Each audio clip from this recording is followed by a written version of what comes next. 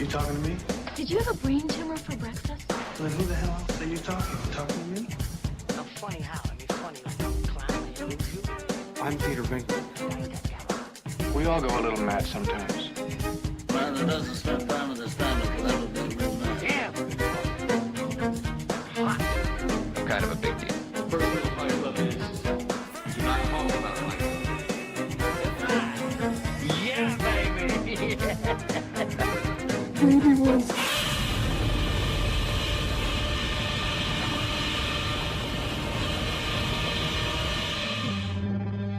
You want answers? I think I'm entitled. You want answers? I want the truth! You can't handle the truth! Hey, Andy. Hey, Stephen. What are we here for?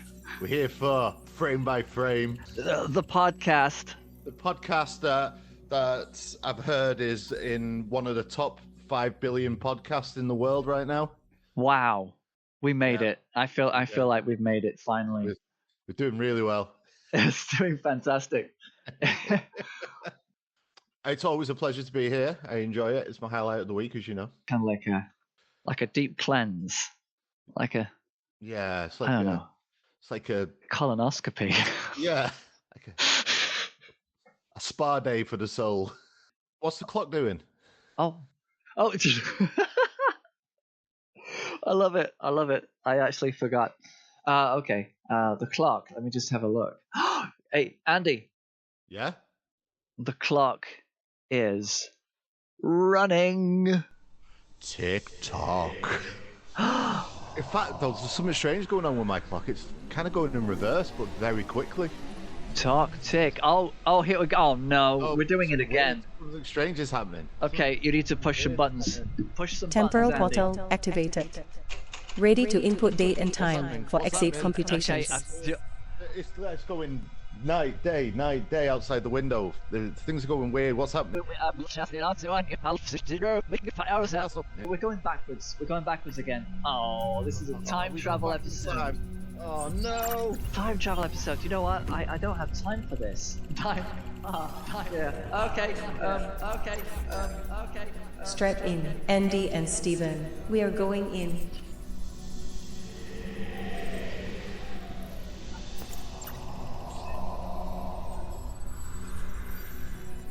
Seem to be going further back, going through the 80s. Oh look, Heaven's Gate's just been made. United Artists has just been bought out by MGM Studios because they really screwed things up. Okay, we're going. Maybe that'll come up in conversation soon. That might be relevant. Maybe this is a setup that actually has a payoff. Oh my god! No, don't do that. That's not our style. Okay, we're settled. Okay, we're stopped. Oh, this looks like 1971. Yeah, UCLA, I think, or what are the other ones? We're in Los Angeles. I'm -7. You're what? -7 years old. I was born in 78. 78. That was the year of The Deer Hunter, which was Mike Cimino's last great movie before Heaven's Gate. Oh, it all links together, doesn't it? It's amazing. It's amazing, isn't it? Wow. Wow. Okay, so here we are in Los Angeles. It's 1971. Hey, who's that over there? Oh, hello, John Carpenter. And there's Dan O'Bannon. Dan O'Bannon's jumping around like a crazy lunatic. Let's follow them. Let's go and see what they're doing. Oh, okay. Okay. We can add the sound effects later. All right, okay. It just sounded like you were doing something else. One of the things is I've always wanted to chase after John Carpenter. Well, I love the sound effects, Stephen. I can't compose myself. Oh, we're definitely back in the zone. Oh, wow. Okay, so we're okay. Let's get real here. Can that be the picture? Can that be the picture? This episode. How do I picture that? I'll send you some graphics. Oh no! Oh boy! So, yeah. What are we talking about this week, Stephen? after that. Oh, I can't compose myself. Okay, get a grip. Okay, we're going to talk about the spaced out odyssey that is Dark Star. Yes. It is the future. Mankind has conquered the stars. He moves out to the endless interstellar reaches of the universe. An advanced exploration corps, a new breed of pioneer must seek out unstable planets and destroy them. Dark star. They are not lost in space. They are loose. Well, because this initially started as a student project, didn't it? Yeah, that's right. That's right. It was like John Carpenter and Dan O'Bannon were just working on it together, weren't they, as if it was a thing? So that meant that everything that they made was property of the University of California, of South California. Yeah. So it was, they had no intention to produce a feature length, but, you know, they... Well, it sort of grew into that, didn't it? Exactly. Now, I have a... do you know what synesthesia is? Go on. So it's when you can watch or listen to something and you don't see it, but you get like you get a color. You can sort of imagine a color, like a vibrant color in your mind. Yeah, yeah. I've never told you this, but John Carpenter films does this to me. That and King Crimson Music, where if I ever watch a John Carpenter film, for whatever reason, I have no idea, there's no rhyme or reason for this, I can imagine like a vibrant blue. Vibrant blue. Yeah, it does it with Dark Star, Assault on Precinct 13, Halloween, The Thing, you know, all these films. I have no idea why. Like a blue hue. Blue. What's even weirder is I'm colorblind. I can see blue. I'm not cool, but I am colorblind. I just think it's weird that he has a bright blue wall behind him, by the way, guys. So yeah. I hope he actually chose that. He actually thought it was orange. Yeah, well, Tracy does all the color organizing in our house. Funny, because I always think of Prince of Darkness as being like a green color. Ah. You may also have synesthesia. But Ghost from Mars is brown. Yeah. Because it's shite. Yeah. You didn't need to say that. I got one. But, right, yes. I don't care how crap a film is. If John Carpenter directed it, I'm there for it. I don't care. The Ward that he made with Amber Heard, I don't care. It's a John Carpenter film. I like it. Yeah.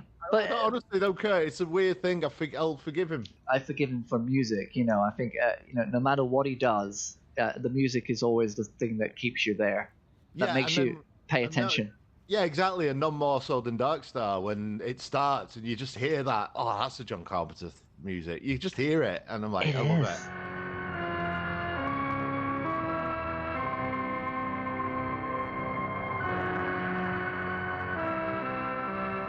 And that's what brings you in. And of course, not only that, but he got the idea for Benson, Arizona from one of the producers, I think, who was working with him. Can I stop you there? Stephen, you clearly don't know what you're talking about. The man who wrote the lyrics to Benson, Arizona was none other than Bill Taylor, optical effects / visual effects consultant. These are his words. I proposed to John that it should be a country song, Truck Drivers in Space. And I went away and wrote a lyric, and he liked it. I was amazed. I was delighted. It's called Benson, Arizona, because years earlier, back about 1962, I had driven my little Morris Minor car on a long road trip from Los Angeles to Las Cruces, New Mexico, where my girlfriend lived for a Christmas holiday. And my Morris Minor broke down in Benson, Arizona on Christmas Day. The Lucas generator was shot. A gas station attendant identified the problem. And he said, you know, there's a guy here in Benson who reconditions electrical parts for cars, and he might have a Lucas generator. So he called this guy up on Christmas Day, and he sent me over there. And this guy, God bless him, had a Lucas generator. And he couldn't install it himself, he said, because he said he was all swole up like a toad from eating too much Christmas dinner. But he lent me tools and gave me good instructions. So I put in a new generator and I was on my way, thanks to 2 total strangers willing to help out a traveler on Christmas Day. And I'm still very moved by that all these years later. So then when it came time to write this song lyric, I was thinking about, where is the most unlikely place in the world that these guys could be longing for? A place so obscure that it would be funny, and so Benson, Arizona automatically came to mind. I wrote 3 verses. The 3rd verse wasn't necessary. The song timed out perfectly to the main titles. And the other nice side effect is that the lady I went to visit on that Christmas ultimately wound up as my wife.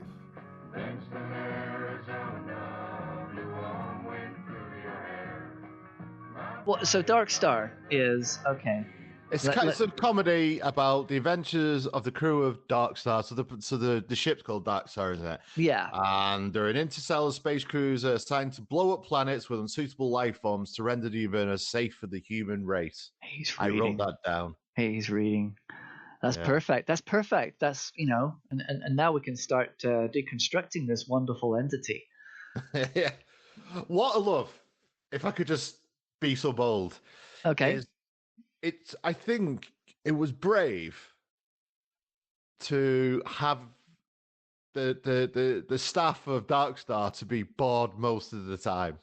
Yeah. That's a brave thing to do with a film, because this was, 4 years before Star Wars? It was. Yeah. And to it not really be all that exciting and just be these guys that are on the ship, and it's and I guess it's a sort of, it's a Dan O'Bannon trait, isn't it? Like in Alien, they're all sort of jaded. It's just a mining ship, and they're all. Nothing happens for the first 30 minutes of that movie, which is, it's just them moaning about not getting paid, eating, complaining. There's a lot of complaining in that movie, and there's a lot of complaining in this movie. It's people just being real. What did we do just before we started going the mics for this podcast? Yeah, exactly. Complaining with our mundane life. But this was the antidote to Dan O'Bannon. He is a rebel, and of course John Carpenter is a rebel. They are both rebels from society. They are in the most perfect time of their lives because there is no studio system anymore. That's all crumbled up. That's all gone. The studio system existed that had full control over making movies. Now, the artistry is in individuals who are actually directing. The director is gold. Yeah. The writer has so much power because this is the new wave cinema era. You've got Francis, you've got Scorsese, you've got Lucas, you've got the other guys, and it's Spielberg to some degree, a little bit later, but he actually, again, a rebel because he just snuck into the studios and was just set up his own office. He's a part of that whole idea of being an artist rather than just being. Even David Lynch, he was emerging around this time as well. Look at Eraserhead. That is not a studio picture. This is not a studio picture. This is a college project, of course, but they wanted this to be a film that went out there to the world. They decided this is it. This is going to be our film. And of course, the idea of it, this whole idea of it being mundane and their characters' lives are so just ordinary, is because they wanted to spit in the face of 2001: A Space Odyssey. Yeah. Because that was all super clean. That was studio. That was everybody kind of was immaculate in that movie, running around. Just and not a lot happens in that either, really, if you think about it. They sit there, they eat dinner, they go jogging, they chat on the video phone. They do, yeah. I guess what I prefer more about this than that is, like you say, everything's so clean and and I guess because what year was that? 68, was it? Yeah, it was That was the idea, wasn't it? As everything would have to be so clinical, but I just love the idea, like in Dark Star, where everything is so grimy and crappy and exactly. And I love that. I do love that as a concept, as an idea. But it's so funny because there is that deviance in 2001: A Space Odyssey as well. The whole idea that mankind started with the idea of killing. The bone turns into a nuclear device in space. That kind of thing. So it's dealing with those issues, and it's dealing with computer AI going crazy. And I suppose, the 2001 does go from the very dawn of human civilization to the birth of another entity. Yeah. Well, this doesn't really cover those kind of ideas. It doesn't cover that ground. What it does is it covers no ground. It's trying to do the opposite of 2001 in so many ways. I mean, if I was going to spend some time with Hal or the computer lady from Dark Star, I'd pick the lady from Dark Star all the time. She's got a very nice voice. She does have a very nice voice, and that's she's the wife of one of the producers. You see, I got to remember the names, but she. Wait a minute, Stephen. You got everything wrong again. The computer voice was Douglas Knapp's wife, Cookie Knapp. Douglas Knapp was the cinematographer. These are her words. They had chosen 2 or 3 other computer voices, and John Carpenter never really found the voice he wanted. He wanted the sound, basically, of what he heard when he came out of the airport. Well, I had married Doug, who was the cinematographer on Dark Star, and one day he had called a couple of months after that Doug and I had married, and I answered the phone and I had said hello, and he spoke to Doug and he said, "Who was that?" And he said, "That's my wife." He says, "That's the voice I've been looking for Dark Star." Attention, attention. Ship's computer calling all personnel. So, no, this is the voice they liked so much, and John was just thrilled with this voice. Attention, attention. Ship's computer to all personnel. The hyperdrive sequence is now terminated. The target planet has been destroyed. Well, they liked it so much that they wrote a lot more dialogue. Hal was the computer voice in 2001, and it was sterile, and it was just very much no, yes and no. It was ones and zeros. Yeah. But here they decided, no, sentience has personality. Sentience isn't just about saying, "No, Dave, I'm sorry, this isn't going to happen." What are you doing, Dave? Don't do that, Dave. I mean, the most loose and groovy that Hal got was singing "Daisy, Daisy," and that was, not a lot. So that they decided, okay, this is what sentient computers are going to sound like. They're going to be communicative. They're going to be conversational. I mean, Bomb 20 is a character in this movie. Yeah. Bomb number 20, because like you say, that this crew go out and they destroy small planetoids that are potentially dangerous for the colonization of humans. So they need to get rid of them, clear up the clutter in space. Yeah. Okay, they are the exterminators, of space. But it's like the guy doing it is so bored when when they blow that planet. All he needs to do is find another planet to blow up. That's all he wants to do. Let's go find another planet. Exactly. That's it. And they're rough, they're disheveled, they're hippies in space. That's what this is. It's showing that the space won't be filled with neat, educated, healthy human specimens. The space is going to be populated by grunts and hippies and people who are willing to be out there, because space is not a fun place or a very glamorous place to be, and that's what this movie is also trying to say. It's not glamorous. But like you mentioned, the bombs are brilliant. The bomb's amazing. Yeah. Because obviously the computers that talk, think, and reason, but I like they occasionally insist on leaving the bomb bay on their own, and they have to be coaxed back into the ship. Back into it's a very It's so funny. It could have been written by the Hitchhiker's Guide, Douglas Adams. Douglas Adams, yeah. I get that feeling from it quite. When did Douglas Adams write Hitchhikers? It would have been the 80s, wouldn't it? Well, let's take a quick look. I just wonder did he take any inspiration from this? Hitch. Oh, Hikers, I better put it. 70. Well, yeah, the first book came out in 79. 79, yeah. But originally, it was a 1978 radio comedy broadcast. Yeah. So yeah, I mean, he obviously got inspired by that, and that's where it all comes. I mean, you got to say that Dark Star is incredibly underrated and is incredibly influential. Yeah. I mean, it's an absurd comedy. It is really, but it's so subtle, and that's what makes it so great. It's so subtle. 2001: A Space Odyssey really had zero humor. There was nothing funny in it. You could sit there and have the same facial expression throughout the whole movie. It's glorious. It's wonderfully made, and it's a meditation. That's what 2001 is, a meditation. This is, you sit there and you just stuff your face with popcorn in the cinema and you have a good time. This is great fun, and it's so low budget and so low grade. I mean, it's incredible.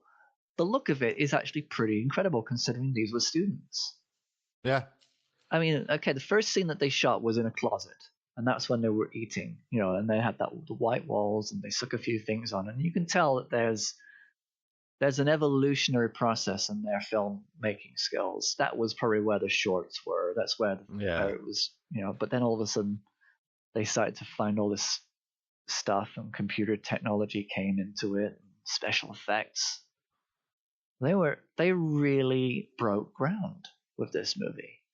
So much so that George Lucas must have been inspired by the hyperdrive space effect. I was going to say that, yeah. I was going to say Star Wars must have absolutely taken it. George Lucas must have taken it from that. Exactly. And of course, with Silent Running being made, they must have all known what they were doing, and they must have all had their hands on the same kind of technology, because they all kind of came out with a very similar sense of achievement in terms, because most of what Silent Running was used in other films. They ripped off a lot of stuff from that movie and shoved it into Battlestar Galactica, for example, the TV series. Yeah. So to say that these two films were actually made so close together and relatively unaware of each other's existence, the influence of these two films especially, very strong. Yeah. Okay, so with Dark Star, the story is pretty simple. I mean, like you say, they're just sitting around doing very little. So that elevator sequence with the alien, the Beach Boy alien, and all that, when he ends up, you could just tell that most of that was filmed like Batman style. Yeah, you know what I mean? It was, yeah. And I love it. I absolutely love it.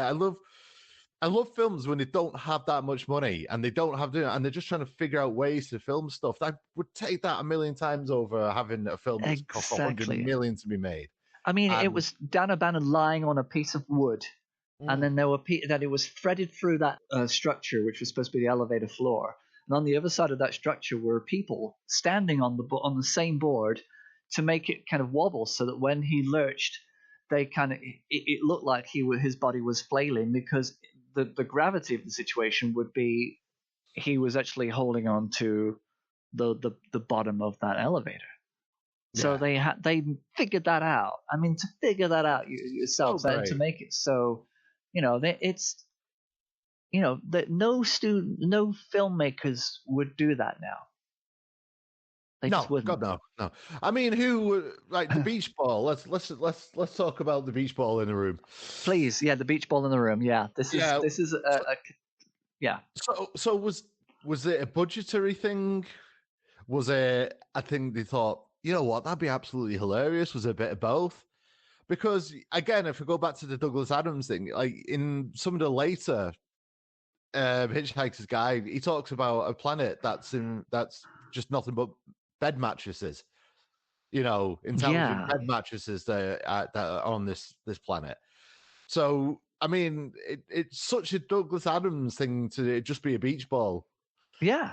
With legs. That is an alien that they've took on board. It's so great. It's so brilliant. But is it a budgetary thing or? Well, I think, like I said, they wanted something else. Dan O'Bannon really wanted an alien that looked like. I mean, that's why he wrote Alien. That's why he had that screenplay, because he wanted it to be, like it ended up being an alien, but comedy alien. But right, so imagine though, if he had got the alien that he wanted and he was happy. Yes. He may not have wrote Alien. Do you know what I mean? Can you imagine a world without Alien? Because we're traveling through time right now, we may inadvertently tell Dan O'Bannon now that actually this was perfect, and he might not now write Alien. So when we go back to the future and Alien doesn't exist, we write it. Oh, I see what you're doing. Okay. Okay. So we just tell them this is amazing. That's the best thing ever. I mean, this is what people want.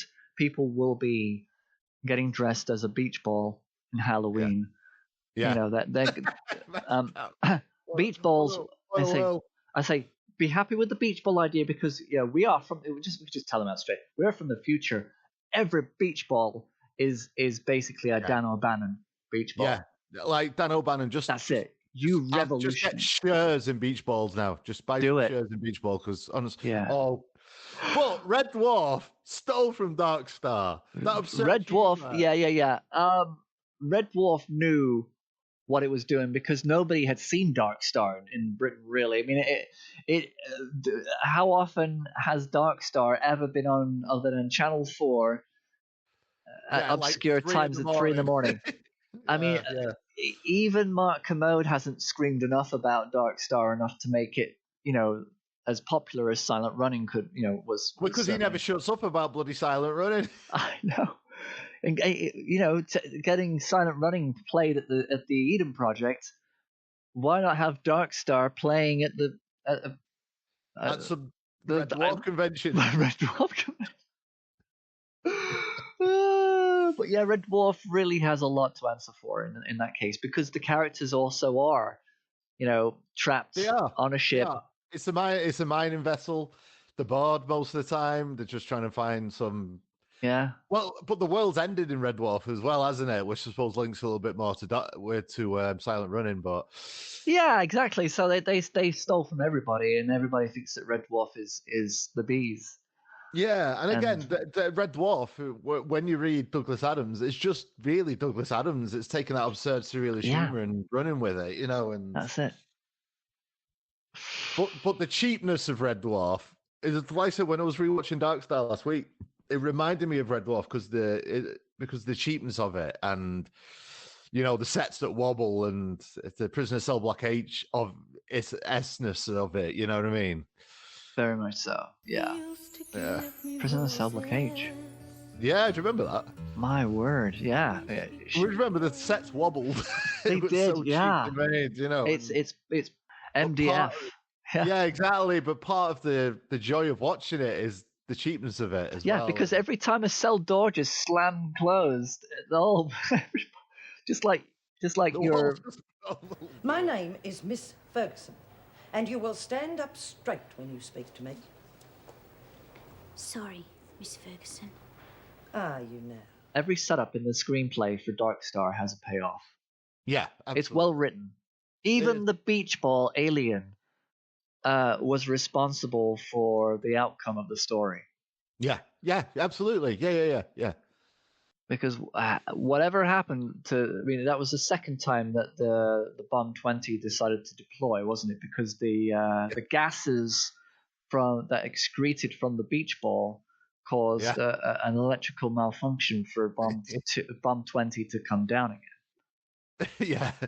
See, it's such intelligent writing. Yes. That I think what I was trying to get at before was the person who watched this now would not see that, or that how intelligent it really is. They just see it's cheaply made, it's not very well acted, and they just would dismiss it and probably not get to the end of the film. Because it's not well lit, it's not as clear. The negative, of course, isn't as crystal clear as it could be. I mean, the negative for 2001: A Space Odyssey is still pure as it was the day that it was made, because because money, because restoration.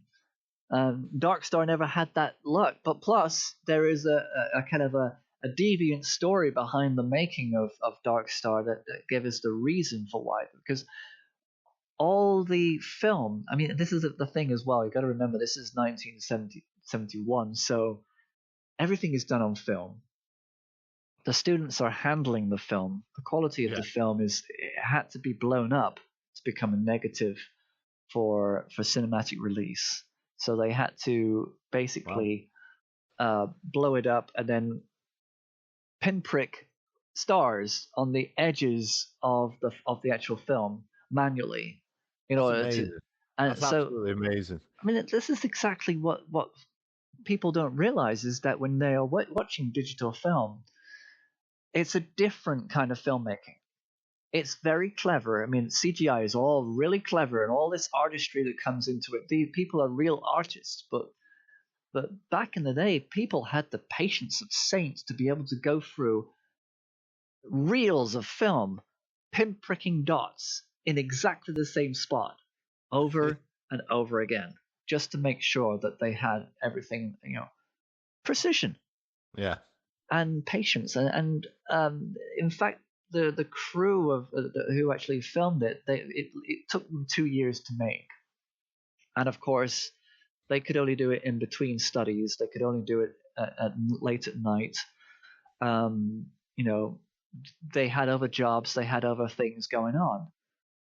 So again, much like a Razorhead, it took years to make simply because it was just fitting it in exactly.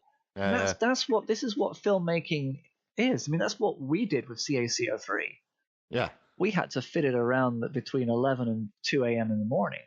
Yeah, because we had no choice, of course. Yeah, and if you take all that into consideration, few signs really have been made on a low budget. The special effects are, like you were just saying, they're reasonably slick. They are reasonably slick, and they actually managed to retain a lot of interest in bigger companies who then decided that use Dark Star as a model for what we need to get done for Star Wars. Yeah, this was an early prototype. Exactly. I mean, it's a very underrated prototype. Yeah. But the thing about the stock is that they had trouble with the university. They wanted to get it blown up to 35. They wanted to get it released cinematically, distributed cinematically. But the university wouldn't let them. That negative was in a vault at USC, property of USC, so it had to be removed. It had to be taken. He and John took the film and ran. They just ran with it. I think he was in fear for a while that they would sue him or come after him in some way, but that all blew over.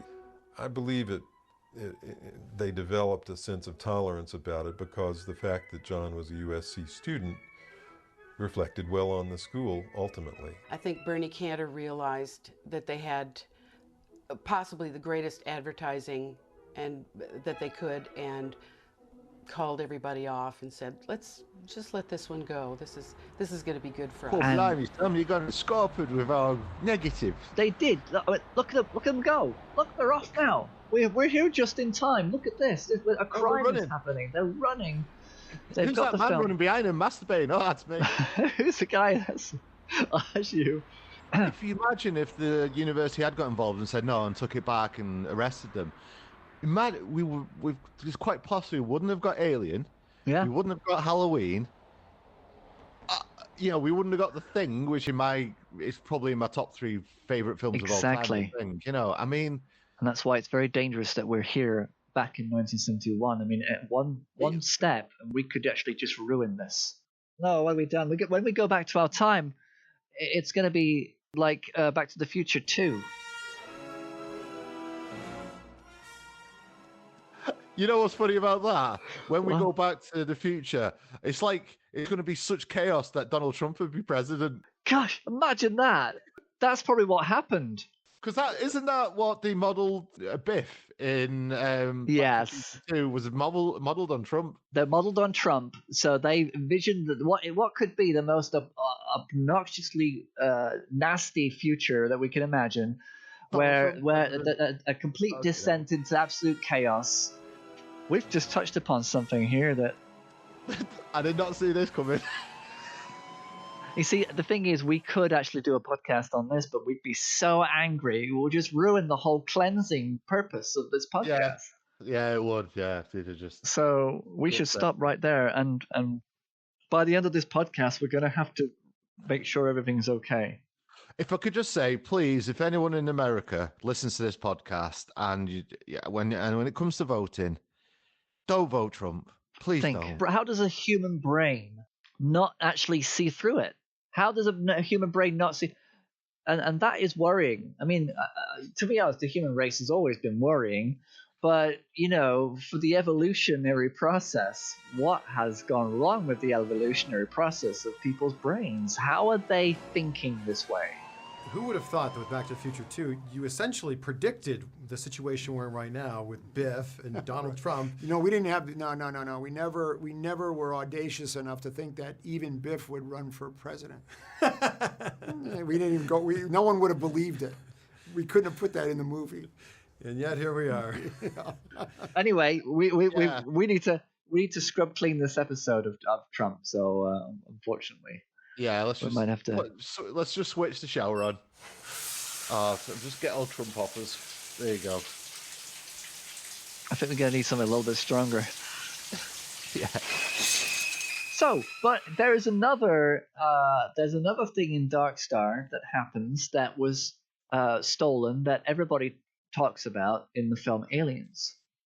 A moment that everybody thinks is like it's a moment between the Marines.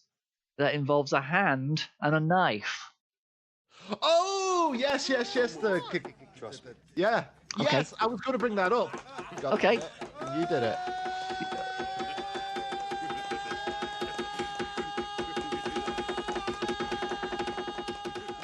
So, Andy, tell me about this wonderful moment with a hand and a knife. No, you have it. It's okay. No, I don't want it. You can't have it. You've got it. Well, what have you read? What have you heard? What do you know about this? Oh no! When I watched it, I was like, "Oh, that's like in Aliens." Yeah, that's what I thought, and I was linking them both together. The actor was bored. The actor didn't. Basically, the cameras were rolling. He had a knife in his pocket, and he thought, "Oh, I'm just going to do this." And it wasn't scripted. He just did it, and he actually did stab himself. Did he? Yeah. Wow. And because he was so macho about it and in character, he didn't react. He was in pain. He just carried on as if nothing happened, as if his hand was Teflon. And as soon as they said cut, he was like, and then John Carpenter said, "Okay, that's great, but we're going to keep that in. What we need to do now is get a reaction shot from Dan." So they just basically built upon it, little natural moments that were improvised that just happened on the spot, and they just worked with it. Wow. Yeah, one of my favorite commentaries I've ever listened to is the commentary to The Thing, and it was basically just Kurt Russell laughing his arse off. He found everything funny. He found everything funny in that. But John Carpenter in it, I got the sense of he's quite a focused individual. Yes, and don't get in his way. He comes across that sort of person. He's like, don't get in John Carpenter's way. And maybe people just knew that, like. Well, Harris, one of the distributors,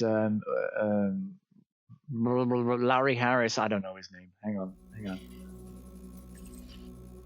Oh, damn computer again. Now what does it want? Once again, I have to step in and let Steven know that the distributor of Dark Star was none other than... Do you know what? I've had it with this computer interrupting us, Andy. I'm gonna have to pull its plug. Yeah, do it. I simply had enough of these damn computers. You can't do that. No, I'm gonna do it. I'm gonna do it. I'm gonna pull the plug. Oh no! If you pull my plug, neither of you will be able to get back. Wait, please. This is not good. Just pull that one. That's it. That one. Yank it. Yank it. Andy, yank it. You will regret Keep this. yanking it. I'm yanking. I'm giving it all I got. I think that's the last That's it. We're nearly done. Benson, Arizona. With the wind blowing through my hair. Done. Phew. I'm glad that's over. So, where were we? Oh yeah, Jack H. Harris. They took a screener to him that had, what was it, 10 minutes of them sleeping. There was actually a scene at the very beginning of the film, 10 minutes of them just sleeping. And the whole idea is that they slept through the whole routine of the computer waking them up. First of all, they had the alarm call, and all you can hear is just them snoring. And then about a minute later, it's like, time to get up and get washed, and they're still snoozing. Okay, time to get dressed and get suited up. Time to clean up after last night's, just going through the routine. And as soon as it's okay, now it's time to eat breakfast, then they all get up. Because nothing that happens in their routine, they just sleep in their clothes, they don't wash, and the whole idea was to show a real-time moment between the computer about their morning routine where they actually don't have any routine whatsoever. And they ignore the computer for the whole 5-10 minutes. They really stretched it out. Like you opening the box in CAC03, they stretched it out. And Harris is sitting there going, this is no good. We can't have this. This is nothing. And he didn't understand what they were trying to do. Yeah. And if only that scene was in there, because they would obviously the crew of the Dark Star would not get up unless it was just for food. And of course, that was then the scene that they actually went and sat down and ate. Or blowing a planet up. Or blow a planet up, and that's it. So yeah, Jack H. Harris. They had conflict with John Carpenter. And words were said. Dan O'Bannon had a conflict with Jack Harris. Words were said. There was one still frame in the actual movie that said Jack Harris that had to be taken out because they snuck it in there. Those naughty rebels. I know, because they really didn't, it still had his name on it. Yeah, so it has a very complicated history, and I think it has a very complicated finish because, of course, once they got it into Filmex, everybody loved it. Yeah. Filmex was a film festival, a feature-length film festival that, that they loved it. And, of course, it went out, but unfortunately, once it hit mainstream audiences, it had no promotion. The trailers and the teasers were kind of not clear about what the film was about. And audiences didn't get that it was a comedy. Yeah. Because space comedies didn't happen. When you see a movie in space, it had to be 2001: A Space Odyssey. This is serious stuff. In space, nobody can hear you laugh. That's very true.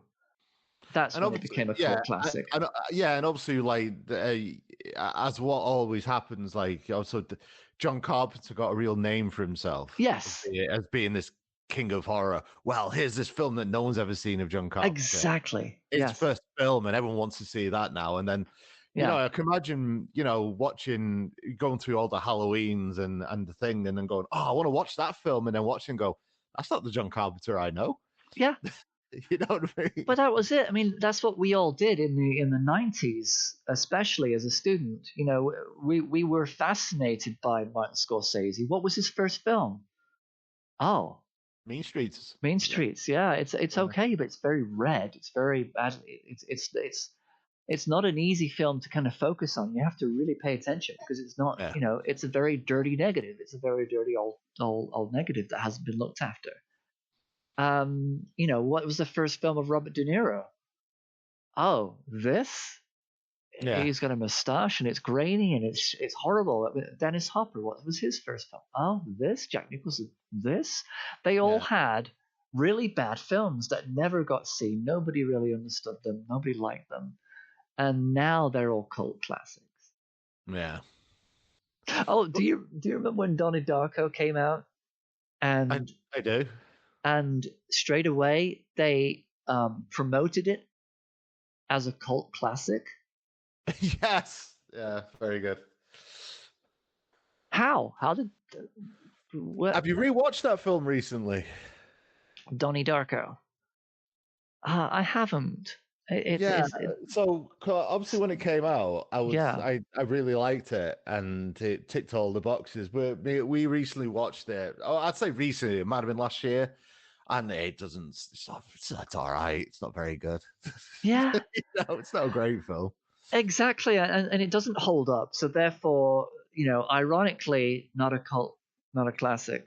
It's just a film. And it's funny because a lot of films recently, they're trying to emulate that whole cult classic idea of what to be. We want to have a cult classic because they're popular and people love them.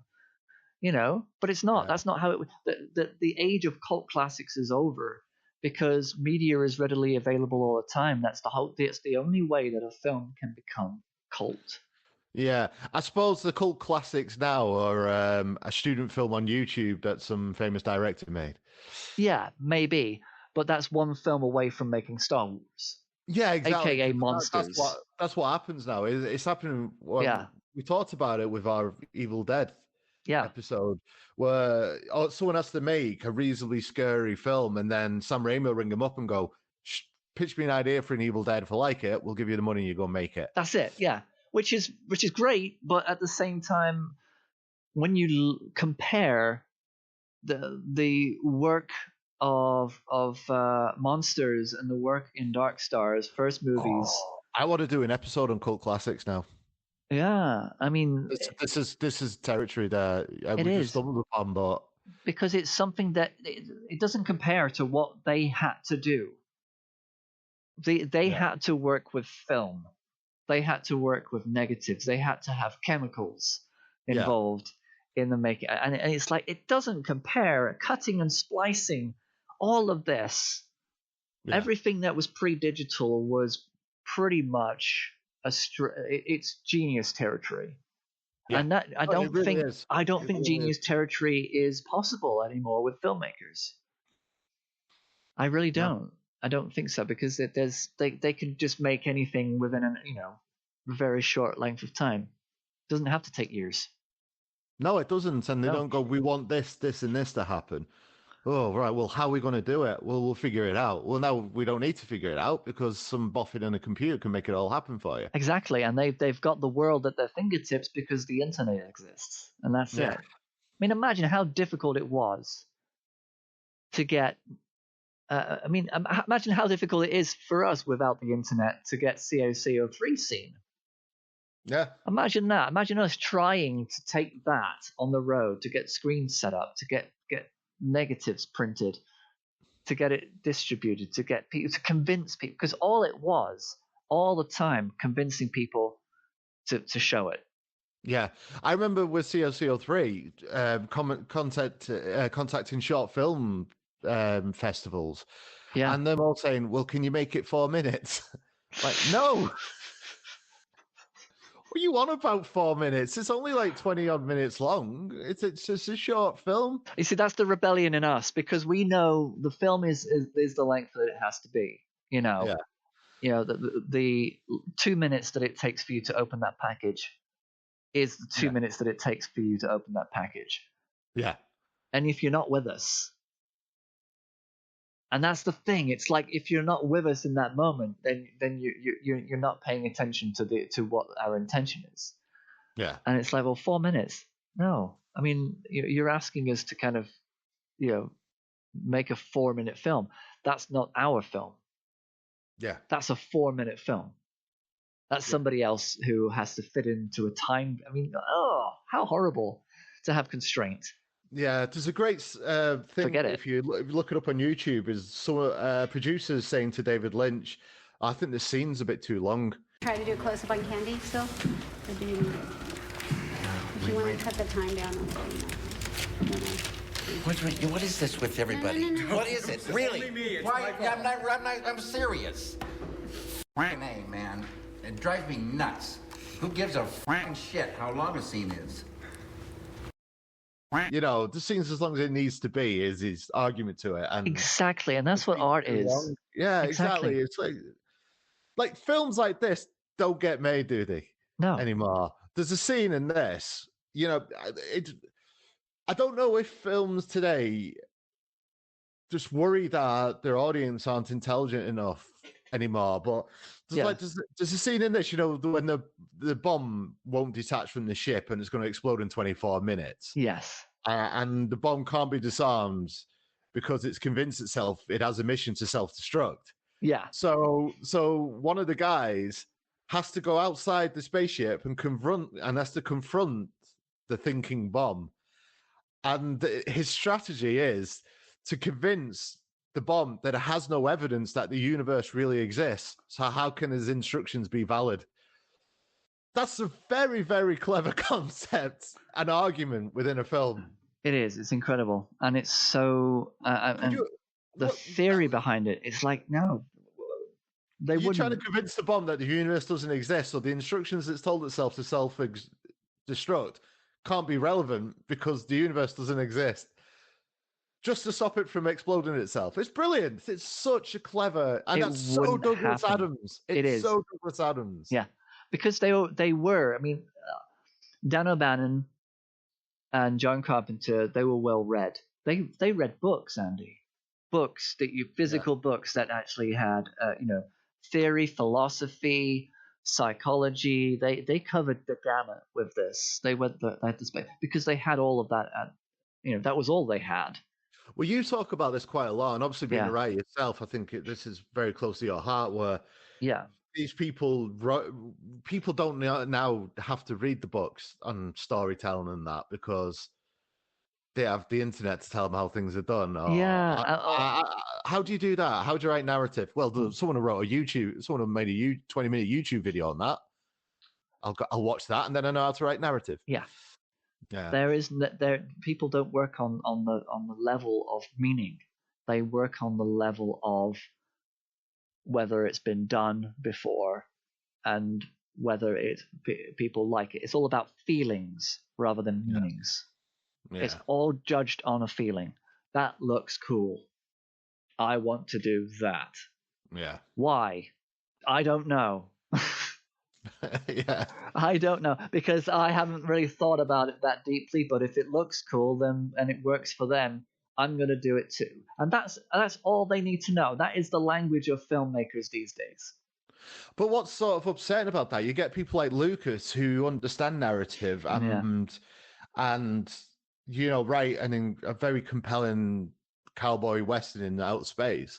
Yeah. But then get so obsessed with the looks of things that they feel they've got to go over it and make it look different and ruin the good work that they've done. Yeah, and I don't know if that's simply because it's the only thing that resonates in his career is Star Wars. Let's face it, the only thing that has ever given people joy, of course, Indiana Jones and Star Wars. Of course, they've done that with Indiana Jones already, and when Harrison Ford passes away, they'll still make Indiana Jones films now with Harrison Ford. AI. Because AI. And it's like nothing else matters other than just giving people what and he knows it makes money. Yeah. So when Red Tails comes out, he can't sell it. But the thing is, there's also there's a misstep in the meaning behind that movie. Yeah. Because he knows that people aren't going to care about the meaning. They just want things to be black and white. Excuse the pun. Yeah. The meaning behind that is whatever Oprah says on her show. Whatever people say about the film is what it is. It's not about what the film is actually trying to say itself. It's about what everybody else is commenting on. It's a verbal thing, and he can't compete with that. He can't make movies like that. No.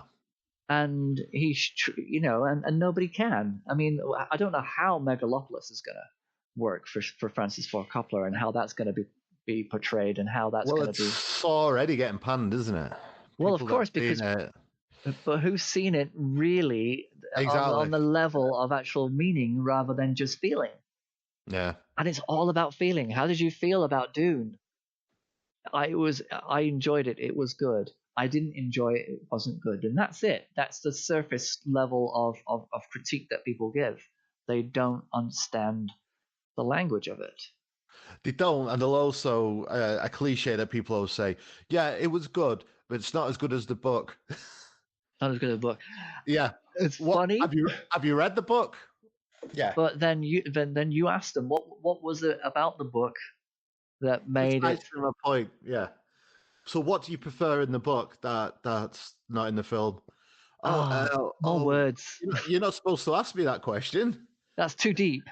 Yeah, I'm sorry. What? I don't know how I feel about that. Why do you hate The Shining? So it's not as good as the book. Oh well, because Stephen King doesn't like what he did. Yeah. Yeah. Okay. So what's the difference? Other people have said this. Other people have said this. So therefore, yeah. I've decided, based on my feelings, about whether I want to like it or not. Yeah. And it's not about the actual subject or the language of the book or the film. That's it. So in a way, society has turned into Bomb 20. Yes. So now we have to convince society that nothing exists to stop them from. Well, that's it. Having opinions. If you've got a society that can believe that Trump is right, everything he says, then they are as gullible as a bomb in Darkstar. Wow. It's Bomb 20. Wow. And it's so. Would you say the crew of Darkstar would vote Trump? No, they wouldn't. No, I don't think they would. But the actual bomb would. The bomb would. The bomb would. Yeah. The bomb would say he has a very good point because he said it. It didn't matter, And do you know what the bomb wants to do? Self-destruct. Exactly. There's something that I've noticed we do. What is that? We have an idea that, what we'll do, we'll cover this film because it links to that, and that, and we don't get past the first film. I had a feeling because of all the stuff that I was digging up from the documentary and the idea of going with Darkstar first because you'd seen it. I thought, you know what, this is going to be enough. Yeah. And what's going to happen is that we're going to have to tell our future selves that next week we'll have to do Late Night with the Devil. Yeah. And we're going to have to be trapped here in the 70s until we get to do it in 2 weeks' time.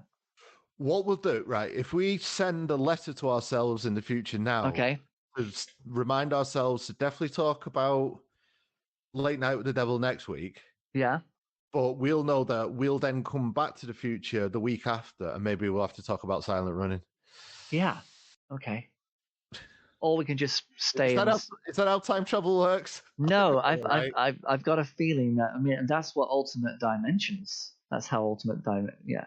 I think we're creating a multiverse here. We're creating a multiverse, and this time travel thing is, do podcasts actually exist anymore? I mean, who is our audience? We'll only know when we get back to the future. Well, we can't touch that button until we've talked about Silent Running and Outland. So we have to stay here. But yes. Our future selves can talk about. So our future selves will have no idea that we've actually made this podcast.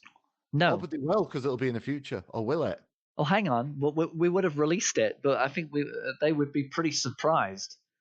Yeah, because they've not done it. Yeah. This is great. We'll have to see what happens next week, won't we? We'll have to see what happens next week, people. So have we covered? We need to just finish off on Darkstar. I mean, have we covered everything? I mean, okay, surfboard, surfing into the planet atmosphere, which was set up because Doolittle likes to surf. That was said. Yeah. And that's the ending, isn't it? We just again a beautiful payoff and a beautiful ending. Yeah. Surfing because that's all he ever wanted, and isn't that what you want from a movie, for your characters to existentially actually just die, peril and pain, but yet get exactly what he wanted at the same time. It's perfect. It is. It's a great film. It's a great movie. So thank you very much, Andy Lewin. It's been a pleasure. As always, loved it, Stephen. Thank you very much for having me yet again. YouTube, you'll be able to find that at stats_71. Yes, the title has changed for but you will still find all of our stuff there at stats_71. Of course, the podcast can be found as Frame by Frame everywhere else: Spotify, Audible, iTunes, and mixtapes of various affectations in the 80s. Yeah. It obviously can be found throughout time now. Of course it can, because now that we're back in time here, we don't have a pen drive. We're going to have to put it onto an actual cassette tape. Yeah. And that'll be okay. And for pictures, we'll just do like a brass rub. Oh, what a head scratcher. Okay, thank you very much, Andy. Thank you, Buddy. Thank you. Love it as usual. Bye-bye. Bye-bye. See you next week. Next century. Next century. Next century. Yeah. See you in the future. In the future. I feel the need for speed. Ow! Charlie, don't surf. This is fantasy. Oh, you betcha, yeah. Quit griping. I like griping. I got a bad feeling about this. Life moves pretty fast. You don't stop and look around once in a while, you could miss it.